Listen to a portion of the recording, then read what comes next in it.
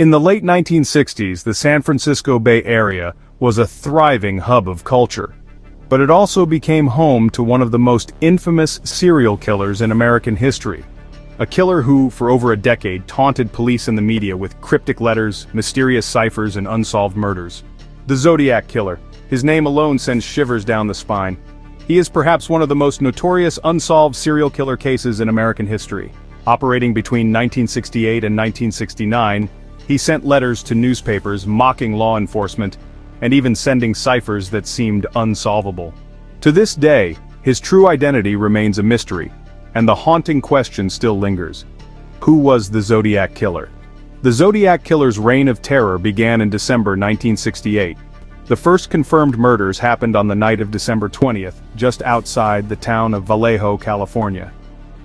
Betty Lou Jensen, 16, and her boyfriend, David Faraday, 17, were parked on a remote, quiet country road. They were returning home after a school dance, innocently enjoying their time together. Without warning, a man approached their car. He pulled out a gun and shot both Betty Lou and David at point-blank range. Betty Lou was killed instantly, but David was able to stumble out of the car. The killer pursued him and shot him twice more. Afterward, he disappeared into the night, leaving behind a scene that would forever remain etched in the minds of the victims' families and investigators. The authorities initially had no clue that this was the start of something far more sinister. In fact, the first killings appeared to be an isolated crime. It wasn't until the next summer that the killer struck again. On July 4, 1969, the Zodiac Killer once again surfaced in a public park, this time at Blue Rock Springs Park in Vallejo. Darlene Ferrin and her boyfriend Michael Mageau were parked at a lover's lane enjoying an evening together. At approximately 11 p.m., a man approached their car. As they sat there, he pulled out a gun and opened fire, shooting both of them multiple times before walking away from the scene. Miraculously, Michael survived the attack. After being rushed to the hospital, he was able to provide a description of the assailant. A man of average build with short hair, wearing glasses. Despite his best efforts, the police couldn't find any solid leads, and the description seemed too generic. What was even more chilling was the call the killer made after the attack. He called the police station, reporting the shooting and describing the scene in exact detail. He even claimed responsibility for the attack. It was the first time the killer had openly acknowledged his crimes. The Zodiac had made it clear he was just getting started. Shortly after the Blue Rock Springs Park attack, the Zodiac Killer sent his first letter to the press, specifically to the San Francisco Chronicle. In the letter, he openly admitted to the murders of Betty Lou Jensen, David Faraday, Darlene Ferrin, and Michael Mageau. He also claimed responsibility for future killings, boasting that he had murdered as many as 37 people. This letter contained a cipher, a puzzle that he dared the authorities and the public to solve. The Zodiac's letters were taunting and calculated. He reveled in the media attention and the panic he created. He referred to himself as the Zodiac, and he began signing his letters with a symbol, a crosshair-like design with a circle at its center. Each letter was a challenge to the authorities, often mocking their attempts to catch him. The Zodiac seemed to take pleasure in the chaos he created, pushing the police to their limits, all while staying several steps ahead. Over the next few months, the Zodiac sent several more letters, each more cryptic than the last.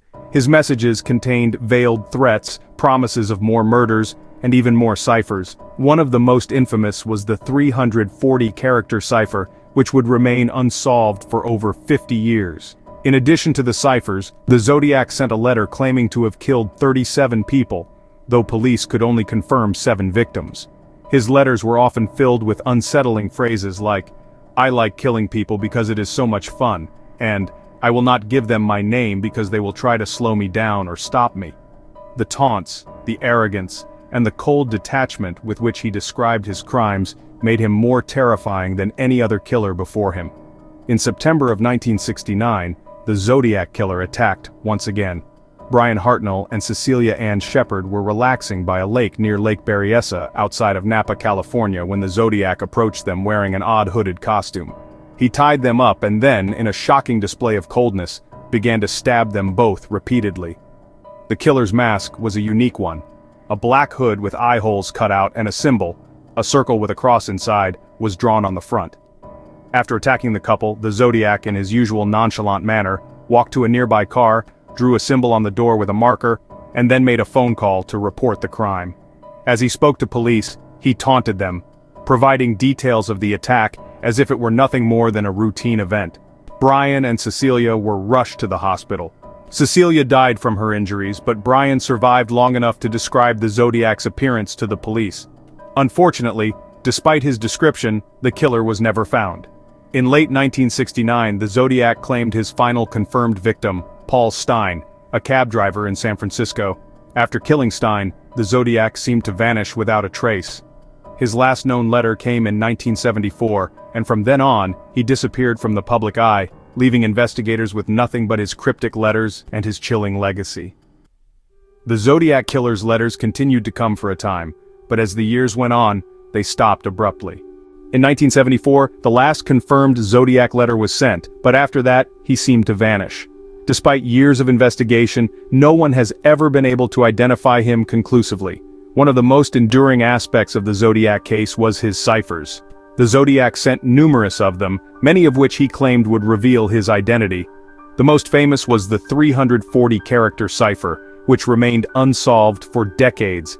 Investigators, journalists, and amateur sleuths tried to crack the code for years. In 2020, a team of codebreakers finally solved it, but the message was just as cryptic and nonsensical as the Zodiac's previous letters. It didn't provide any new clues about his identity. Despite this breakthrough, the case remains unsolved, with no solid leads or definitive evidence that could bring the Zodiac killer to justice. Who was the Zodiac killer? For years, the Zodiac killer's identity has been the subject of intense speculation and debate. Numerous suspects have been proposed, including Arthur Lee Allen, a convicted child molester who was considered a suspect by law enforcement. However, there was never enough evidence to charge him with the murders, and many believe that the Zodiac was never caught because the investigation was mishandled, or that he was simply too smart to leave any clues behind. Other theories suggest that the Zodiac may have been someone with a deep knowledge of the area, a local who knew the geography well and could navigate it without drawing attention. Some even speculate that the Zodiac was a police officer, able to evade suspicion due to his position. What makes the case even more eerie is the possibility that the Zodiac may have continued his killing spree under a different identity. Many believe that the Zodiac killer may have stopped only because he grew bored, or that he died, leaving his identity locked away forever. As the years went on, the case grew colder. But in recent years, advances in DNA technology have allowed investigators to revisit old evidence. Some forensic experts believe that new methods may help solve the case once and for all. The 340-character cipher sent by the Zodiac killer in November 1969 became one of the most infamous, unsolved puzzles in criminal history. For over 50 years it stumped investigators, codebreakers, and amateur sleuths alike.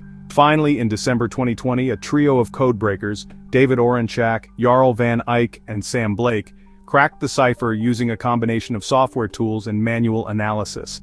The cipher revealed a chilling yet cryptic message. "I hope you are having lots of fun in trying to catch me."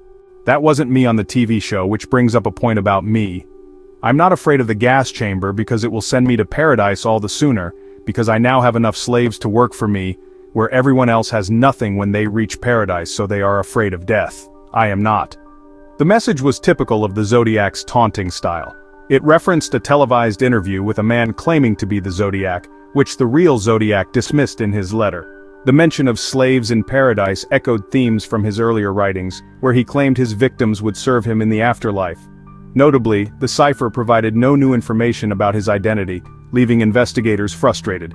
The Zodiac also sent a cipher that he claimed would reveal his name, the infamous Z13 cipher, sent in April 1970. It was significantly shorter, consisting of only 13 symbols, making it both simpler and more challenging to solve. The cipher was accompanied by a note. "My name is..." Despite its brevity, the Z13 cipher has never been conclusively cracked. Its short length provides too few characters to apply traditional cipher-solving techniques effectively, leaving the possibility open that it may be unsolvable or even meaningless. Some theorists believe the Z13 cipher was a deliberate red herring designed to mislead investigators and ensure the Zodiac's identity remained hidden. Others argue it might contain a clue that could only be understood in combination with other evidence. To this day, the Z13 cipher continues to captivate cryptographers and true crime enthusiasts, adding to the enduring mystery of the Zodiac killer. This one remains one of the most chilling, unsolved mysteries in American criminal history. Despite his disappearance, the Zodiac's legacy lives on. His cryptic letters, disturbing ciphers, and shocking murders continue to haunt the public imagination. In the years since his last known communication, many have tried to identify him, but the case remains open, shrouded in mystery. Was the Zodiac killer someone close to the victims, or was he a complete stranger who simply picked his victims at random? Could the Zodiac still be alive today, perhaps still out there, hiding in plain sight? The truth may never be known, but one thing is certain. The Zodiac killer's reign of terror and the mystery surrounding his identity have left a scar on history that will never fade. Thanks for watching. Good nightmares and stay scared.